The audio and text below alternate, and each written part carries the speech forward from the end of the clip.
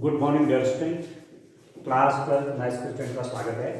आइए एक्सरसाइज 5.1 का question number 7 देखते हैं। क्वेश्चन आपका क्या है, एफ के सभी असांतत्य के बिंदुओं को ज्ञात कीजिए जबकि एफ निम्नलिखित प्रकार से परिभाषित है। You have to find all the point of discontinuity for this function। ठीक हो, मतलब किन किन पॉइंट्स पे ये फंक्शन कंटिन्यूअस नहीं है वो पॉइंट आपको लाना है। अब देखो, जो फंक्शन आपका है ये क्या है, रियल वैल्यूड फंक्शन है, रियल वैल्यूज के लिए डिफाइंड है। इसका मतलब सभी रियल वैल्यू के लिए देखना होगा। तो कुछ चीजें यहां पर हैं। एक तो आप कॉन्टिन्यूटी चेक करेंगे x = -3 पे, देख रहे हैं, x = -3 पे यहां पर फंक्शन डिफाइंड है। देखो x <-3 के लिए ये है, x = -3 के लिए भी ये है, और x की वैल्यू जब -3 से बड़ी हो जाएगी तब ये है। तो एक तो मेरे पास पॉइंट मिल गया कि एक मैंने कंटिन्यूटी -3 पे चेक करनी है। दूसरा आप देखिए, एक मैं x = 3 पे कंटिन्यूटी चेक करूंगा। x = 3 के लिए ये है, जब x की वैल्यू >3 है तब भी ये है, और जब x की वैल्यू 3 से लेस है जैसे ये तब ये।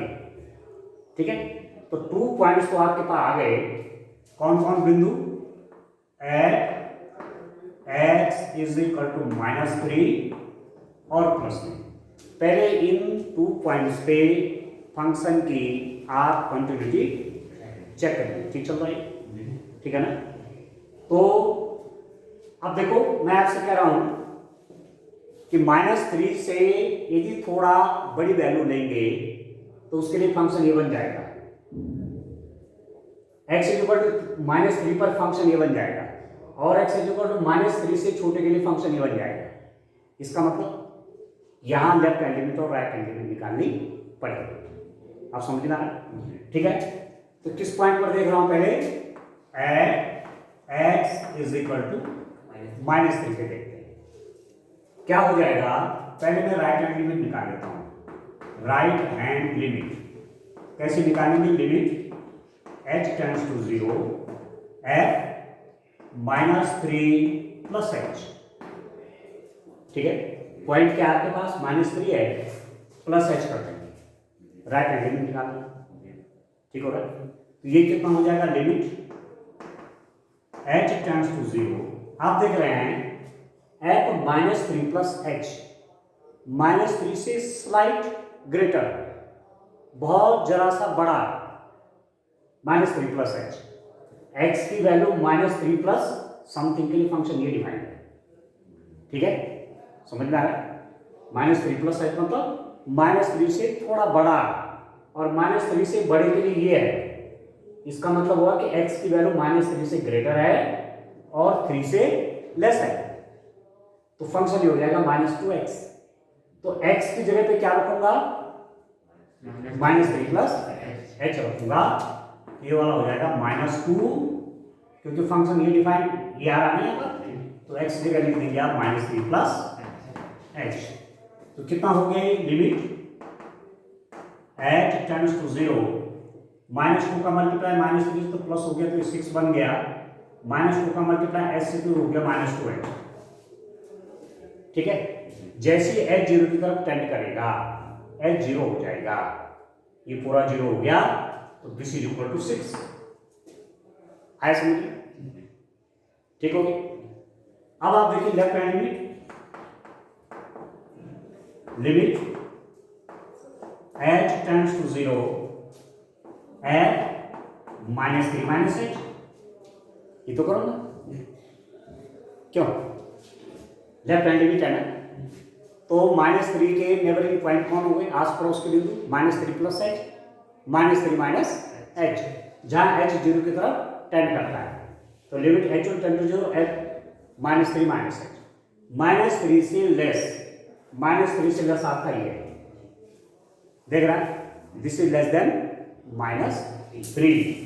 तो ये क्या हो जाएगा, आप देखिए limit h tends to 0, -3 minus h means -3 से लेस के लिए फंक्शन ये है, तो जहां x है वहां मैं क्या रखूंगा, -3 माइनस h, तो ये है मॉड ऑफ -3 माइनस h, ठीक हो गया, और +3 तो आई है, ये है ना, तो x की जगह मैंने ये वैल्यू, ठीक हो गया।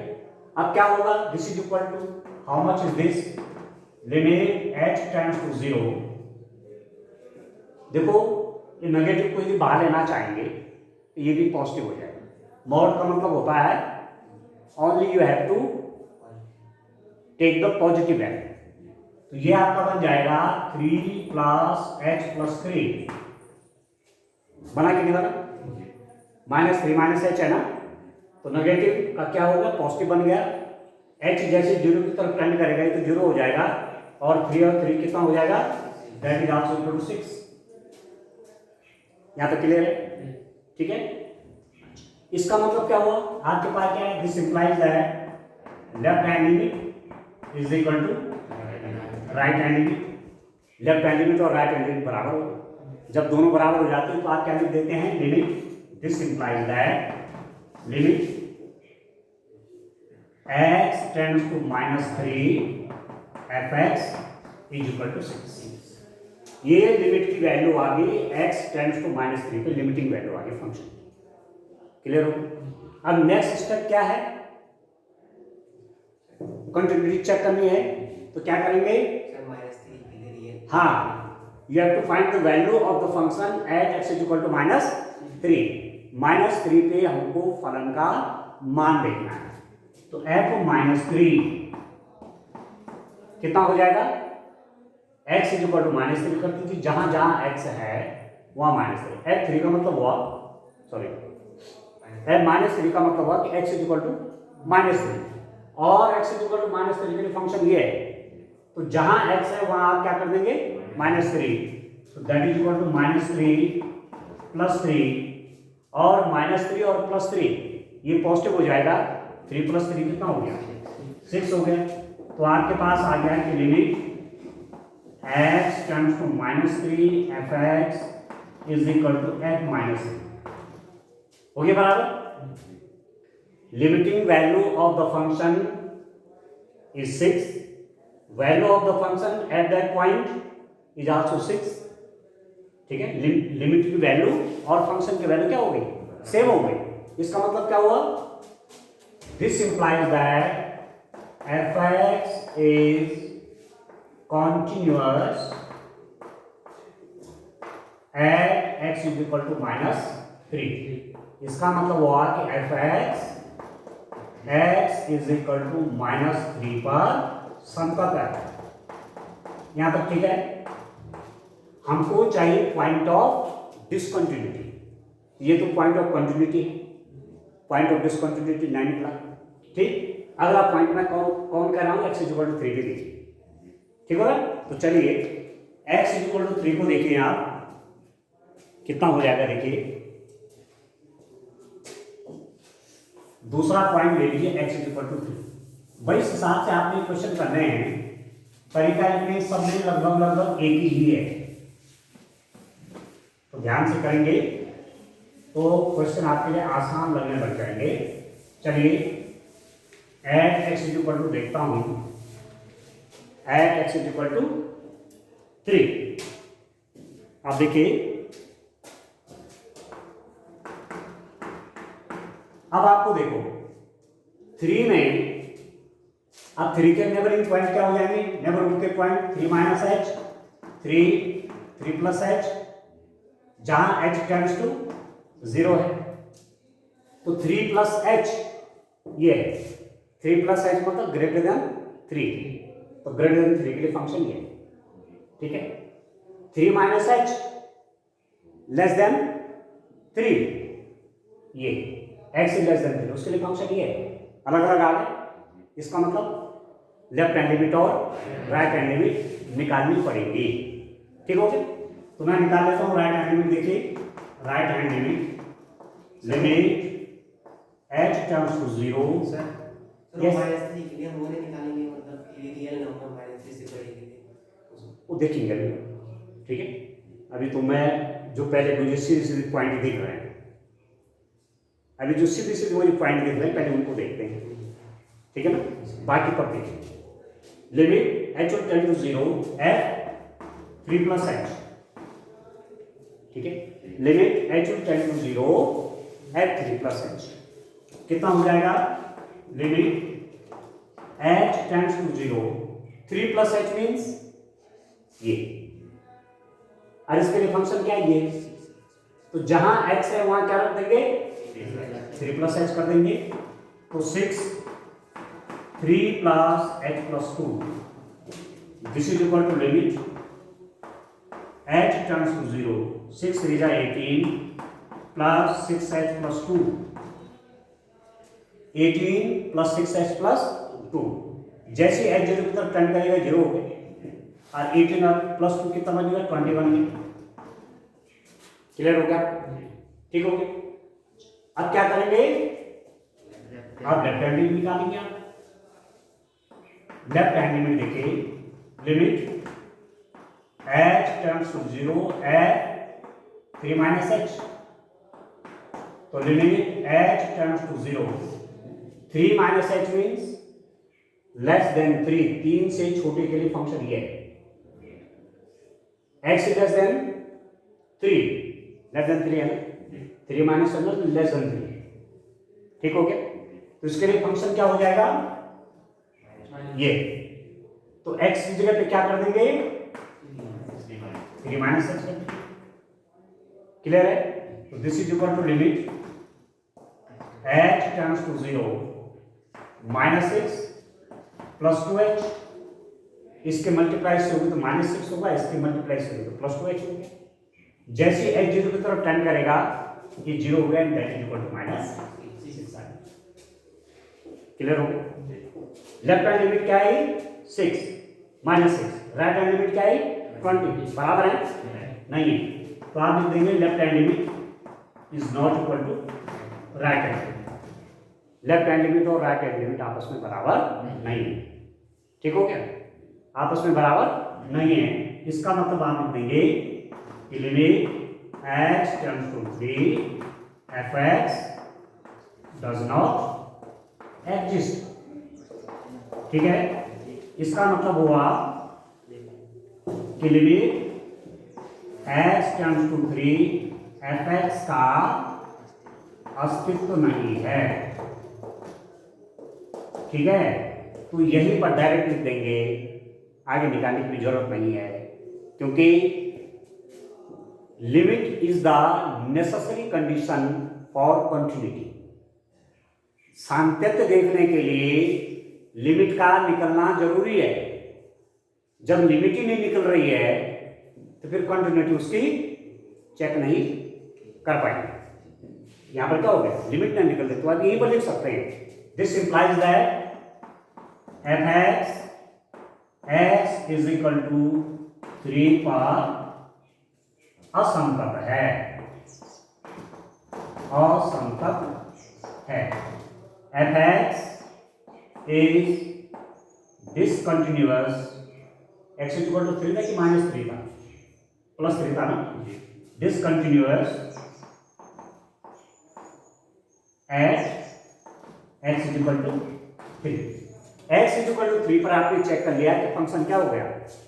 डिसकंटिन्यूअस हो गया, ठीक है। कौन सा पॉइंट आया? x is equal to 3। एक पॉइंट तो आपका ही आ गया, ठीक हो गया। अब आप देखिए और तो फंक्शन किस रूप में डिफाइंड है, उन पॉइंट्स को आप देखेंगे तो आपको और पॉइंट कैसे आप देखने होंगे, क्योंकि केवल किन्हीं 2 पॉइंट पर ही नहीं देखना है, आपने पूरे रियल लाइन को देखना है, सभी रियल नंबर के लिए देखना है। तो चलिए अब कैसे करेंगे, एक क्वेश्चन को ध्यान से समझ लीजिए, वो ठीक से समझ में आ जाएगा तो बाकी तब आपको दिक्कत नहीं आएगी, ठीक है। तो देखिए मैं एक रियल लाइन लेता हूँ, चलिए आपको समझाने के लिए लिख रहा हूं। ये एक तो आपने देख लिया, x इक्वल टू 3 भी देख लिया, -3 भी देख लिया। यहाँ तो फंक्शन क्या है, कंटिन्यूअस है। यहाँ फंक्शन क्या है, कंटिन्यूअस। क्यों, यहाँ देख लेना, यहाँ फंक्शन क्या है, डिसकंटिन्यूअस है, यहाँ फंक्शन असंतत है। तो केवल 2 पॉइंट में ही चेक कर पाए। पूरी रियल लाइन चेक करने के लिए ग्रेटर देन 3, यहां सब रहेगी, less than -3 and between -3 and 3। 3 जगह आपको देखना होगा। कहां कहां देखना है, greater than 3, less than 3, -3 and between 3 and -3। इन दो पे तो निकाल दिया, इससे बड़े के लिए देखो, इससे छोटे के लिए देखो, और इनके बीच के लिए देखो। यहां जब क्लियर हो जाएगा, 3 पॉइंट आपको और देखने हैं।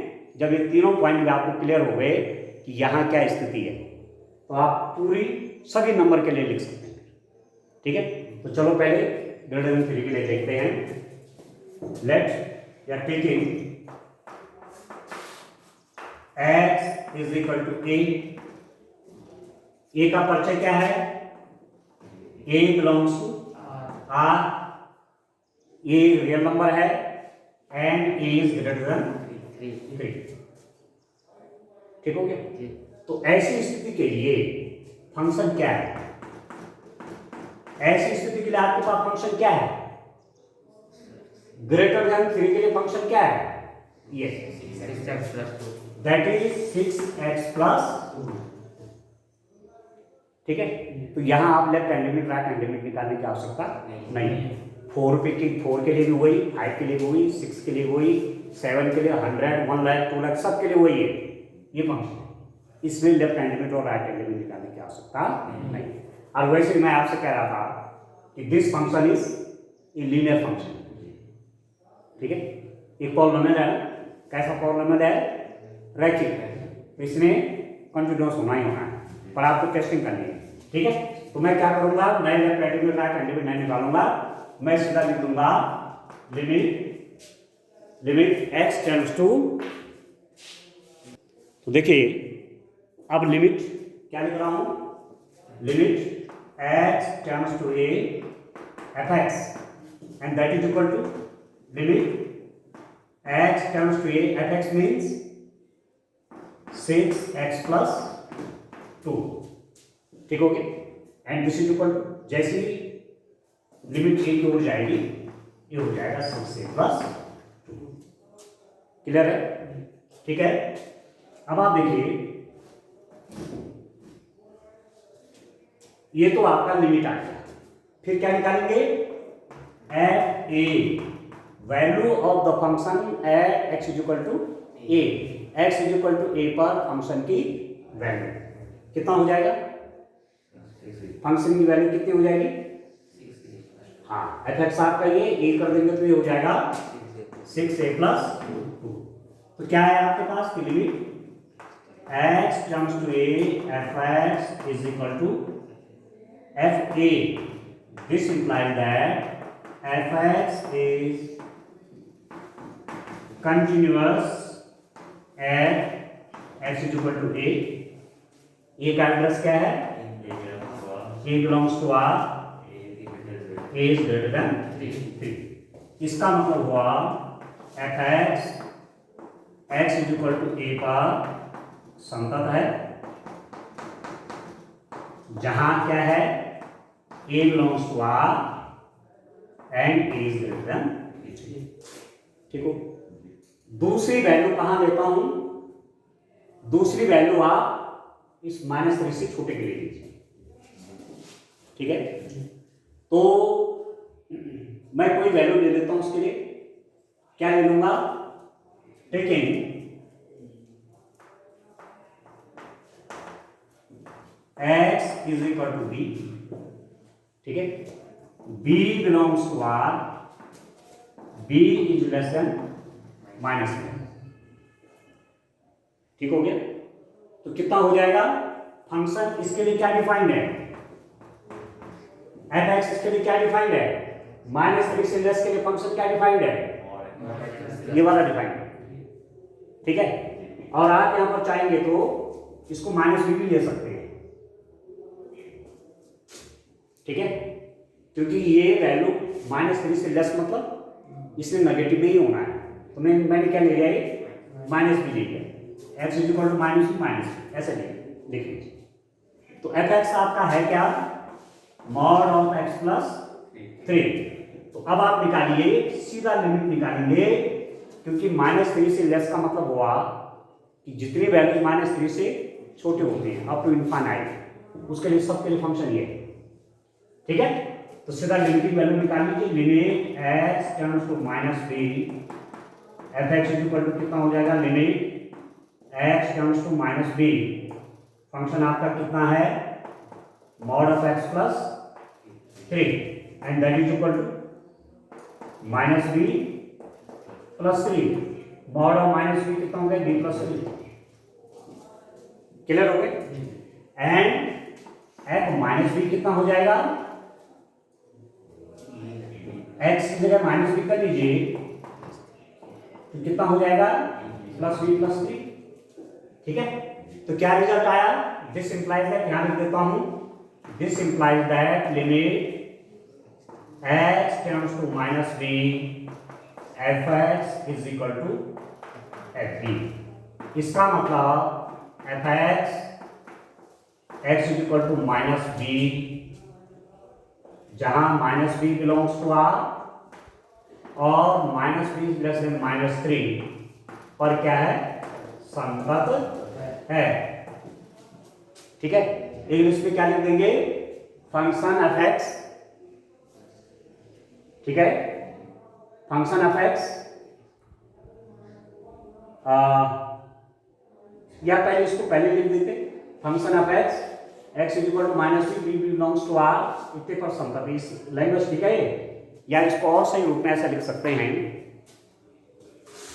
और बढ़िया ढंग से लैंग्वेज बढ़िया बनाइए, आप लिख सकते हैं f(x) x is equal to -b पर संगत है, ऐसा लिखिएगा, ठीक है, जहां -b बिलोंग्स टू r, ठीक है, और -b is less than -3, f(x) is continuous at x is equal to -b belongs to r and -b is less than -3, ठीक हो गया। कहने का मतलब क्या हुआ, इससे ग्रेटर पे भी फंक्शन कंटिन्यूअस है, इससे छोटे के लिए भी फंक्शन क्या है, कंटिन्यूअस, क्लियर हो गया। अब क्या करेंगे राखी, है बेटा, हाँ -b और -3 और +3 के बीच, है ना, -3 और +3 के बीच देखना पड़ेगा। तो आप लिख सकते हैं, taking x is equal to c belongs to r, ठीक है, और -3 is less than c is less than 3, c r में है पर c का है -3 और +3 के बीच में, तो f(x) कितना हुआ,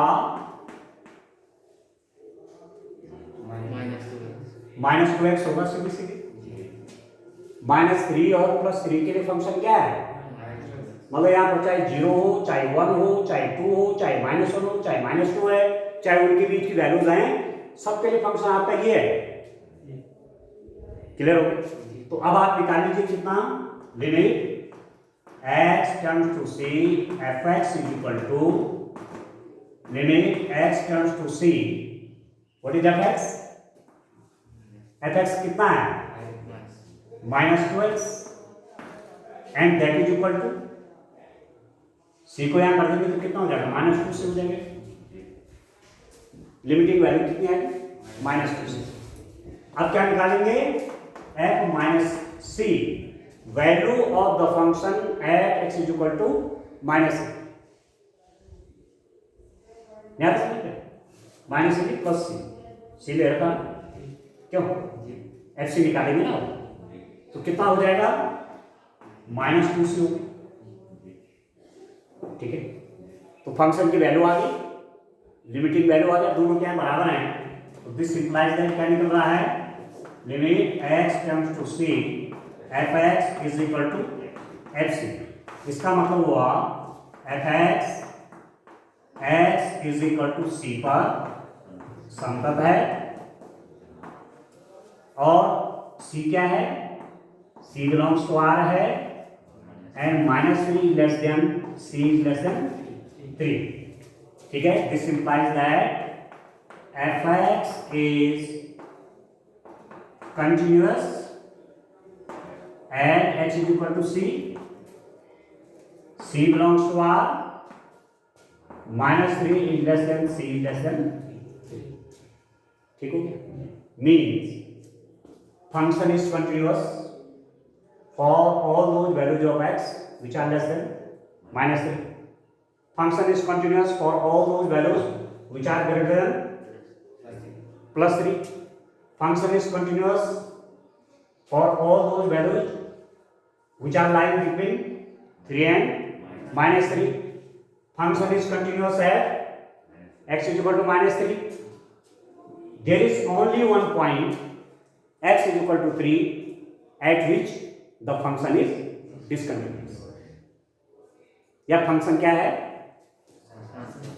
फंक्शन आपका, फलन आपका 3 से बड़ी वैल्यूज के लिए भी कंटिन्यूअस है, -3 से छोटे के लिए भी कंटिन्यूअस है, -3 और +3 के बीच कंटिन्यूअस है, x इज इक्वल टू -3 के लिए कंटिन्यूअस है। केवल एक बिंदु x इज इक्वल टू 3 ऐसा है जिस पर फलन संतत नहीं है, अर्थात x इज इक्वल टू 3 एक ऐसा बिंदु है जिस पर फलन क्या है, असंतत। न्याय समझ में ठीक हो गया ना। आप लिख देंगे F x has only one point of discontinuity